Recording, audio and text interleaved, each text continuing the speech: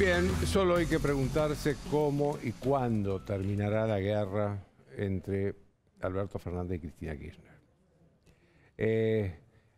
La relación de ellos está absolutamente rota, ya lo hemos dicho muchas veces.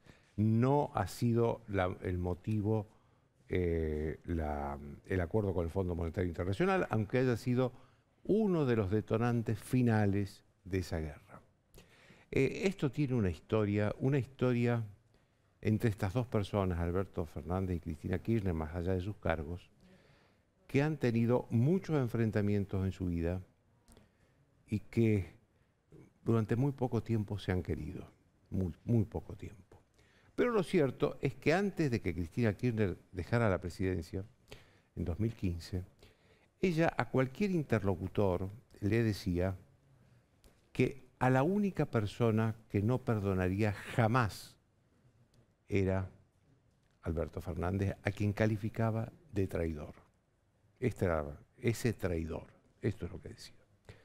Después vino la alianza del 2019 y todos creíamos que se habían reconciliado.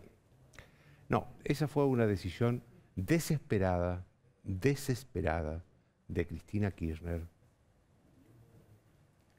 porque si ganaba la reelección Macri, ella creía, estaba segura, su situación judicial se iba a comprometer. Y tal vez tenía razón, porque la verdad que durante la presidencia de Alberto Fernández, a ella lo benefició bastante la justicia. Tal vez con el gobierno de Macri no, pero esto es culpa de los jueces. Ningún gobierno, ni el de Alberto ni el de Macri, tiene nada que ver con esto. Esto es culpa de los jueces, ojo, no es culpa de nadie más. En conclusión, nunca Cristina Kirchner se reconcilió con Alberto Fernández, porque ella, Cristina, no olvida ni perdona. Cristina no olvida ni perdona. La semana pasada, Cristina Kirchner se reunió con una serie de dirigentes de organizaciones de derechos humanos que tienen más de kirchnerista que de derechos humanos, convengamos. Y tuvo algunas reflexiones significativas, porque ahí dijo, por ejemplo, que la unidad por la unidad misma no servía para ganar una elección, que para ganar una elección había que tener conforme al pueblo.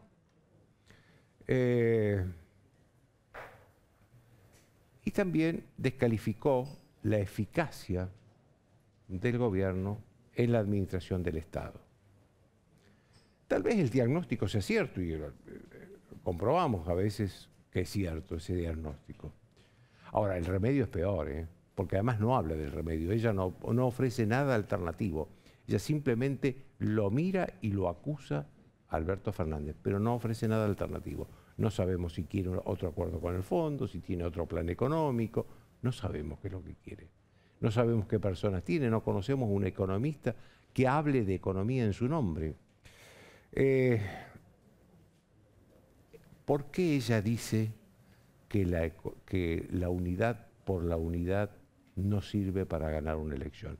Porque ella está segura de que este gobierno, es decir, su gobierno y su coalición, ya tiene perdido el 2023.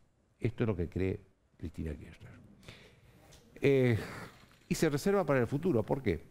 Porque si el acuerdo con el fondo lo votó una coalición en gran parte integrada por un núcleo importante del peronismo y todos juntos por el cambio, entonces el único sector importante, o más o menos importante, de la política argentina que aprobó el acuerdo con el fondo, que no aprobó, perdón, el acuerdo con el fondo, que rechazó el acuerdo con el fondo, es el kirchnerismo que ella lidera.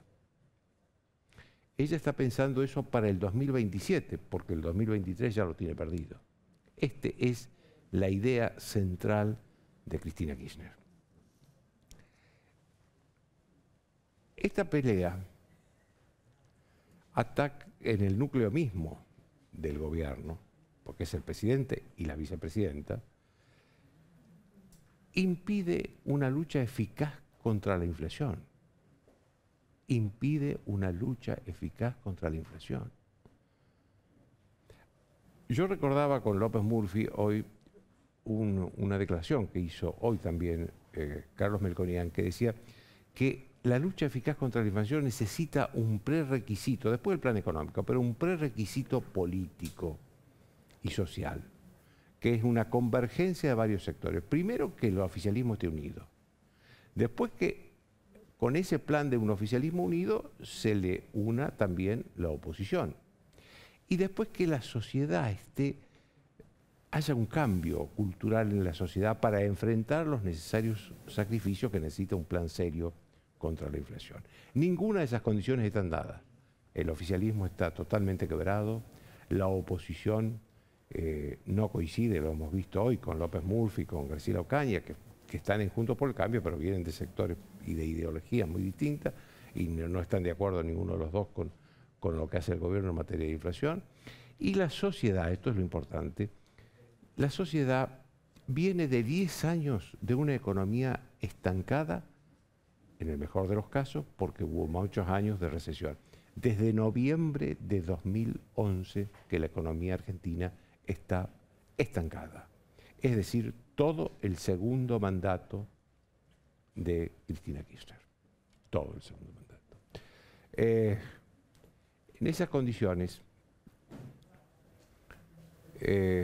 además, una sociedad que viene de la cuarentena, del encierro de 2020, que fue un año muy difícil porque la encerraron a la gente con miedo a la pandemia y miedo a que no sabía qué país iba a encontrar cuando volviera a abrir las puertas de sus casas.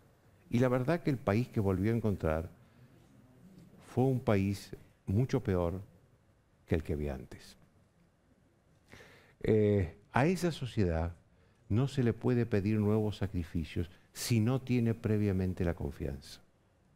Es decir, el cambio cultural que pide Melconian de la sociedad necesita de un requisito previo. Una sociedad con confianza en quien le está diciendo que lo que viene es un momento oscuro, pero que después hay una luz al final del túnel. Y necesita confiar que esa luz existe. Y esto es lo que hoy no existe en la sociedad. ¿Por qué? Porque el plan antiinflacionario necesita de 3 condiciones fundamentalmente. Que se baje el gasto público, que se dejen atrás, que se termine con las tarifas subsidiadas para todos, salvo el sector más vulnerable de la sociedad, y que el Banco Central deje de emitir pesos espurios. ¿Qué es lo que hace? Es la vida económica de cualquier país serio del mundo. No se le pide más. Ahora, a esta sociedad, que va a tener las consecuencias de esa política, no se le puede pedir más sacrificios si no tiene además la confianza. Y no tiene la confianza porque la propia vicepresidenta está diciendo que el presidente lleva al país a un colapso. Y eso no tiene remedio. Yo me voy, pero ustedes no se vayan, que empieza Bella y Bestia, el programa de mis amigos Carolina Moroso y Nicolás Gutiérrez.